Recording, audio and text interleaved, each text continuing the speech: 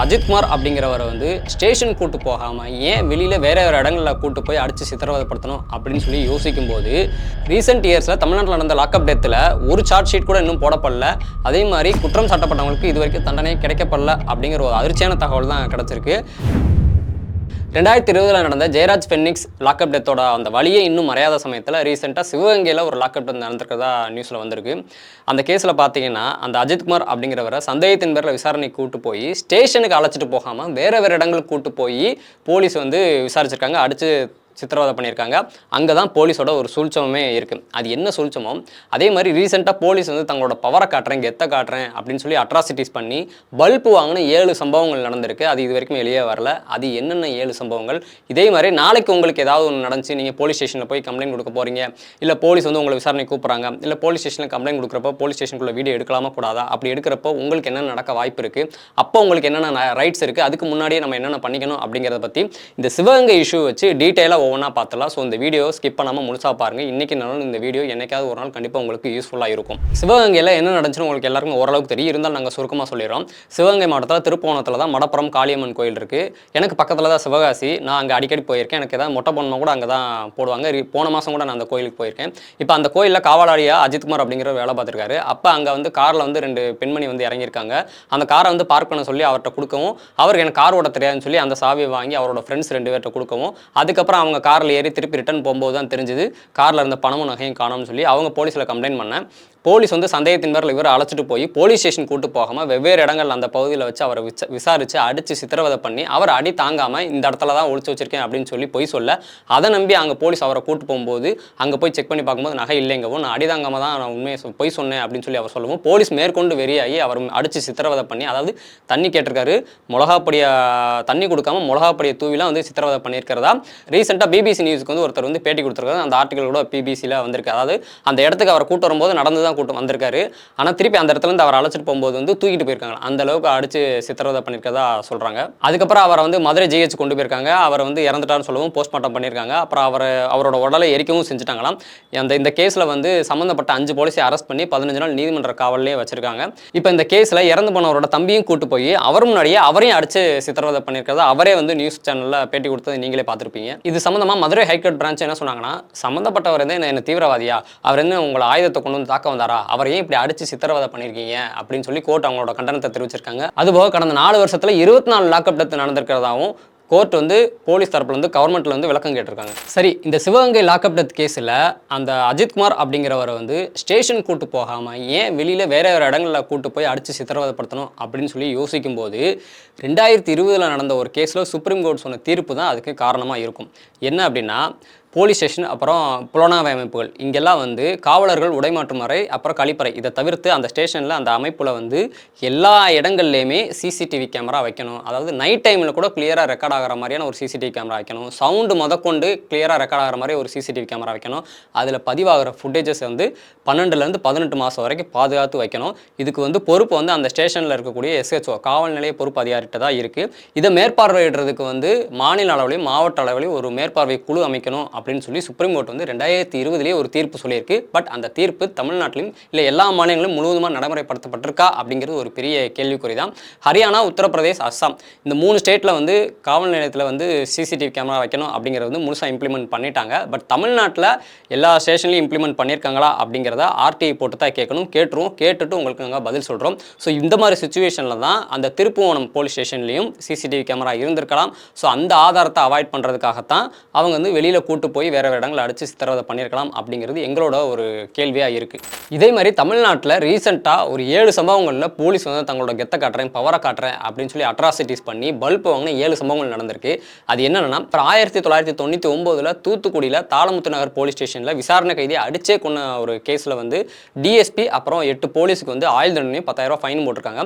25 வருஷமாக நடந்த கேஸில் அதுக்கு இப்போ தான் ரீசெண்டாக தீர்ப்பு வந்துச்சு. ரீசெண்டாக ஸ்ரீவில்லிபுத்தூரில் ஒருத்தர் ஒரு போலீஸ் ஸ்டேஷன் போய் கம்ப்ளைண்ட் கொடுக்க போனப்போ அந்த கம்ப்ளைண்ட்டை வாங்காமல் இன்ஸ்பெக்டர் எஸ்ஐ வந்து அவரை வந்து அவமானப்படுத்தி அலக்கழிச்சிருக்காங்க. அதுக்கப்புறம் இதுக்கு வந்து பாதிக்கப்பட்டவருக்கு வந்து 2 லட்ச ரூபா இழப்பீடு கொடுக்கணும்னு சொல்லி மாநில மனித உரிமை ஆணையம் வந்து உத்தரவு போட்டிருக்காங்க. அதை எதிர்த்து அந்த போலீஸ் 2 பேரும் அப்பீல் பண்ணதில் நீங்கள் 2 லட்ச ரூபா பாதிக்கப்பட்டவருக்கு கொடுத்தே ஆகணும் அப்படின்னு சொல்லி சுப்ரீம் கோர்ட் வந்து உத்தரவு போட்டாங்க. அதுபோக போலீஸ் ஸ்டேஷனுக்கு கம்ப்ளைண்ட் கொடுக்குற ஒவ்வொருத்தரையும் கண்ணியமாகவும் மரியாதையாகவும் நடந்துக்கணும்னு சுப்ரீம் கோர்ட் வந்து சொல்லியிருக்காங்க. பட் நடைமுறையில் அப்படித்தான் இருக்கான்னு கேட்டால் அது பெரிய கேள்விக்குறி, உங்களுக்கே தெரியும். அதுக்கப்புறம் கேரளாவில், தமிழ்நாட்டில் தான் எப்படின்னு பார்த்தா, கேரளாவில் வந்து ஒரு பொண்ணை வந்து ஃபேக் தெஃப்ட் கேஸ், அதாவது நகை திருட்டு கேஸில், பொய் கேஸில் அவங்கள பிடிச்சி உள்ளே கூட்டு போய் அவங்க கருப்பாக இருக்காங்க, தலித் அப்படிங்கிற ஒரே காரணத்துக்காக டாய்லெட் வாட்டரை குடிக்க சொல்லி 20 மணி நேரம் கஸ்டடியல் டார்ச்சர் வந்து பண்ணியிருக்காங்க. அப்புறம் அது கோர்ட்டு கேஸுன்னு ஆகி அந்த பொண்ணு மேலே போடப்பட்ட எஃப்ஐஆரை வந்து கேன்சல் பண்ணிட்டாங்க. அந்த சம்மந்தப்பட்ட போலீஸை வந்து சஸ்பெண்டும் பண்ணிட்டாங்க. இப்போ போலீஸ் வந்து உங்களை அரெஸ்ட் பண்ண வர்றாங்க அப்படின்னா, அப்போ போலீஸ் வந்து ஒரு 11 கைட்லைன்ஸை ஃபாலோ பண்ணணும் அப்படின்னு சொல்லி 1997 நடந்த DK Basu versus West Bengal அப்படிங்கிற ஒரு கேஸில் சுப்ரீம் கோர்ட்டே வந்து சொல்லியிருக்கு. அது என்னென்னா, இப்போ போலீஸ் வந்து அரெஸ்ட் பண்ண வராங்க அப்படின்னா, யார் அரெஸ்ட் பண்ணுறாங்க, எப்போ அரெஸ்ட் பண்ணுறாங்க அப்படிங்கிற ஒரு டைரி மெயின்டைன் பண்ணணும். அதே மாதிரி ஒரு மெமோ ஒன்று அரெஸ்ட் பண்ணுறவருக்கு வந்து கொடுக்கணும். நீங்கள் உங்களை வந்து இதுக்காக தான் அரெஸ்ட் பண்ணுறோம் அப்படிங்கிற ஒரு மெமோ கொடுக்கணும். அதில் வந்து யார் கைது பண்ணுறாங்களோ அவரோ, கைது செய்யப்பட்டவர் வந்து கையெழுத்து போடணும். அதே மாதிரி கைது செய்யப்பட்டவரோட ஃபேமிலிக்கு வந்து இன்ஃபார்ம் பண்ணணும். அதே மாதிரி கைது செய்யப்பட்டவர் வந்து அவரோட அட்வொகேட்டை பேசுகிறதுக்கு அனுமதி கொடுக்கணும். இந்த மாதிரி 11 கைட்லைன்ஸ் வந்து போலீஸ்க்கு கொடுத்துருக்காங்க. இது சம்மந்தமாக ஏற்கனவே நம்ம ஒரு வீடியோ டீட்டெயிலாக போட்டிருக்கோம். அந்த வீடியோ லிங்க் கூட ஃபஸ்ட் கமெண்ட்டில் இருக்குது. அதில் போய் பார்த்து நம்மளோட ரைட்ஸ் என்ன அப்படிங்கிறதையும் டீட்டெயிலாக தெரிஞ்சுக்கோங்க. பட் இந்த 11 நடைமுறைகளுமே, 11 ரூல்ஸுமே வந்து எல்லா குற்றங்களுக்கும், எல்லா சூழ்நிலைகளுக்கும் பொருந்துமா, எல்லா சூழ்நிலையும் போலீஸால் பின்பற்ற முடியுமா அப்படிங்கிற ஒரு நடைமுறை சிக்கலும் இருக்குது. ஆனால் சட்டப்படி போலீஸ் ஒருத்தரை வந்து அரெஸ்ட் பண்ணவே கூடாது. ஏன்னா 2013 நடந்த அருணேஷ்குமார் விசஸ் ஸ்டேட் ஆஃப் பீகார் அப்படிங்கிற ஒரு கேஸில் சுப்ரீம் கோர்ட் என்ன சொல்லியிருக்கு அப்படின்னா, 7 வருஷத்துக்கு தண்டனை பெறக்கூடிய, 7 வருஷத்துக்கும் கீழே தண்டனை பெறக்கூடிய குற்றங்கள் செஞ்ச ஒருத்தரை வந்து உடனே அரெஸ்ட் பண்ணக்கூடாது. அவருக்கு அப்பியர் ஆக சொல்லி சம்மன் தான் அனுப்பணும். அப்புறம் அவரை கோர்ட்டில் ஆஜர்படுத்தி தண்டனை வாங்கி கொடுக்கணும். ஆனால் அவர் வந்து வெளியில் விட்டோம்னா தப்பிச்சு போயிடுவார், இல்லை சாட்சியங்களை அழிச்சிருவார் அப்படின்னு சொல்லி போலீஸுக்கு சந்தேகம் வந்தால் ஒழிய அவர் வந்து அரெஸ்ட் பண்ணலாம். மற்றபடி 7 வருஷங்களுக்கு கீழே தண்டனை பெறக்கூடிய குற்றங்கள் செஞ்ச ஒருத்தரை வந்து உடனே அரெஸ்ட் பண்ணணும் அவசியம் இல்லை அப்படின்னு சொல்லி கோர்ட் சொல்லியிருக்கு. இப்போ போலீஸ் வந்து நம்மகிட்ட மனித உரிமை மீறலில் ஈடுபடுறாங்க, இல்லை நம்ம கம்ப்ளைண்ட் எடுக்கவே மாட்டாங்க, அலக்கழிக்கிறாங்க, இல்லை போலீஸ் ஸ்டேஷன் போனாலே நம்மளை வந்து அவமானப்படுத்துறாங்க, அசிங்கமாக பேசுகிறாங்க, மரியாதை இல்லாமல் பேசுகிறாங்க. இப்போ இந்த தப்பு பண்ணுற போலீஸை பற்றி நம்ம கம்ப்ளைண்ட் பண்ணணும் அப்படின்னா, ஒன்று மாநில மனித உரிமை ஆணையத்தை போய் நம்ம முறையிடலாம், இல்லை கோர்ட்டில் போய் ரிட் பெட்டிஷன் போடலாம், இல்லை வந்து ஆர்டிஐ மனு போட்டு அந்த ஸ்டேஷனில் உள்ள சிசிடிவி ஃபுட்டேஜஸையோ இல்லை எஃப்ஐஆர் ஸ்டேட்டஸையோ நம்ம மனு போட்டு வாங்கலாம். இல்லை ஜுடிஷியல் மேஜிஸ்ட்ரேட்னு சொல்லுவாங்க, அவர்கிட்ட போய் ப்ரைவேட் கம்ப்ளைண்ட் கொடுக்கலாம் சட்டப்படி. பட் இது எதுவுமே உடனே நடக்கக்கூடிய ப்ராசஸ் இல்லை, கொஞ்சம் டைம் எடுத்து நடக்கக்கூடிய ஒரு ப்ராசஸ் தான். அதனால் இது வந்து நடைமுறைக்கு உடனே சாத்தியமா அப்படிங்கிறது ஒரு பெரிய கேள்விக்குறி தான். ஆனால் போலீஸை பற்றி உடனே கம்ப்ளைண்ட் பண்ணுறதுக்கு தமிழ்நாட்டில் 2019 போலீஸ் கம்ப்ளைண்ட் அத்தாரிட்டி அப்படிங்கிற ஒரு விஷயம் இருக்குது. இது எத்தனை பேருக்கு தெரியும்னு தெரியல. ஆனால் அந்த போலீஸ் கம்ப்ளைண்ட் அத்தாரிட்டியில் உண்மையிலே யார் இருக்கணும் அப்படின்னா, மாநில அளவில் ஓய்வு பெற்ற உயர்நீதிமன்ற நீதிபதியும், மாவட்ட அளவில் ஓய்வு பெற்ற மாவட்ட நீதிபதியும் தான் அதில் வந்து உறுப்பினராக இருக்கணும். ஆனால் இப்போ நடைமுறையில் தமிழ்நாட்டில் எப்படி இருக்குது அப்படின்னா, மாநில அளவில் டிஜிபியும் ஏடிஜிபியும், மாவட்ட அளவில் எஸ்பியும் கலெக்டரும் தான் போலீஸை பற்றின கம்ப்ளைண்ட்டை வந்து விசாரிப்பாங்க. போலீஸை பற்றின கம்ப்ளைண்ட்டை போலீஸே விசாரித்தா எப்படி உண்மையான நியாயம் கிடைக்கும்? டெல்லி உட்பட 10 மாநிலங்களே இதை நடைமுறைப்படுத்திருக்காங்க, அங்கேயும் இப்படி தான் இருக்குது அப்படின்னு சொல்கிறாங்க. இப்படி தமிழ்நாடு போலீஸ் தங்களோட கெத்த பவரை, அட்ராசிட்டிஸை வந்து காமிச்சிக்கிட்டு இருக்கும்போது கோர்ட் என்ன சொல்கிறாங்கன்னா, தமிழ்நாடு போலீஸ் டிபார்ட்மெண்ட் வந்து டெக்னாலஜியில் ரொம்பவே பின்தங்கி இருக்குது, இதனால் பாதிக்கப்பட்டவங்க வந்து எதுக்கெடுத்தாலும் கோர்ட்டு கதவை தட்ட வேண்டியிருக்கு, தயவு செய்து டெக்னாலஜியில் இம்ப்ரூவ்மெண்ட் ஆகுங்க, ஒவ்வொரு காவல் நிலையத்தையும் ஒவ்வொரு புலனாய்வு அமைப்பையும் நவீனமயப்படுத்துங்க அப்படின்னு சொல்லி கோர்ட் வந்து அவங்களோட வேதனையை தெரிவிச்சிருக்காங்க. இதுக்கிடையில் வந்து பெண்கள் குழந்தைகளை வந்து சீரழிக்கிற அந்த குற்றவாளிகளுக்கு வந்து தமிழ்நாட்டில் மாவு கட்டு போடுறது அப்படிங்கிறது வந்து, அதாவது பாத்ரூமில் வலிக்கு விழுந்துட்டாங்க அப்படின்னு சொல்லி மாவு கட்டு போடுற பழக்கம் வந்து அதிகமாகிட்டு இருக்கு. இது சம்மந்தமாகவும் கோர்ட் வந்து அவங்கள வந்து போலீஸை வந்து வார்ன் பண்ணியிருக்காங்க. அதே நேரத்தில் அப்பாவிகளான விசாரணைங்கிற பேரில் அப்பாவிகளை கூட்டு போய் லாக்அப் டெத் பண்ணுற போலீஸையும் வார்ன் பண்ணணும்ல, அவங்க மேலே ஸ்ட்ரிக்ட் ஆக்ஷன் எடுக்கும்ல, அதை தடுத்து நிறுத்தணும்ல, அதுக்கு கோர்ட் ஏதாவது நடவடிக்கை எடுத்தால் நல்லாயிருக்கும் அப்படிங்கிறது தான் எல்லாரோட வேண்டுகோளாகவும் இருக்குது. இதுக்கு வந்து நாமளுமே ஒரு வகையில் ஒரு காரணம் தான். எப்படின்னா, பெண்கள் குழந்தைகளை சீரழிக்கிற குற்றவாளிகளுக்கு வந்து மாவு கட்டு போடுறத நாம் வந்து ஆதரிக்கிறதுனால தான் அதே ஸ்டைலில் அதே ஆதரவை பயன்படுத்தி விசாரணைங்கிற பேரில் அப்பாவிகளை கூட்டு போய் லாக்அப் டெத் பண்ணுற ஒரு திமிரும் தெனாவட்டும் போலீஸ்க்கு வந்திருக்கு அப்படிங்கிறத சொல்லலாம். ஸோ நாம் வந்து எந்த ஒரு மனித உரிமை மீறலையும் ஆதரிக்கவே கூடாது எப்போவுமே. ரீசெண்ட் இயர்ஸில் தமிழ்நாட்டில் நடந்த லாக்அப் டெத்தில் ஒரு சார்ஜ் ஷீட் கூட இன்னும் போடப்படல. அதே மாதிரி குற்றம் சாட்டப்பட்டவங்களுக்கு இது வரைக்கும் தண்டனை கிடைக்கப்படல அப்படிங்கிற ஒரு அதிர்ச்சியான தகவல் தான் கிடச்சிருக்கு. எக்ஸாம்பிளுக்கு ஜெயராஜ் ஃபெனிக்ஸ் கேஸ் கூட பார்த்தீங்கன்னா இன்னும் விசாரணை தான் போய்கிட்டு இருக்கு. இந்த சூழ்நிலையில் தமிழ்நாடு போலீஸ்க்கு ஏன் யூனியன் இல்லை, அது மாதிரி அவங்களுக்கு வாரத்துக்கு கட்டாயம் ஒரு நாளாவது லீவ் கொடுத்துடணும், அப்படி லீவ் கொடுக்கலன்னா சம்மந்தப்பட்ட போலீஸ் வந்து கோர்ட் வாசலை மிதிக்கலாம் அப்படிங்கிற மாதிரி கோர்ட் வந்து சொல்லியிருக்காங்க.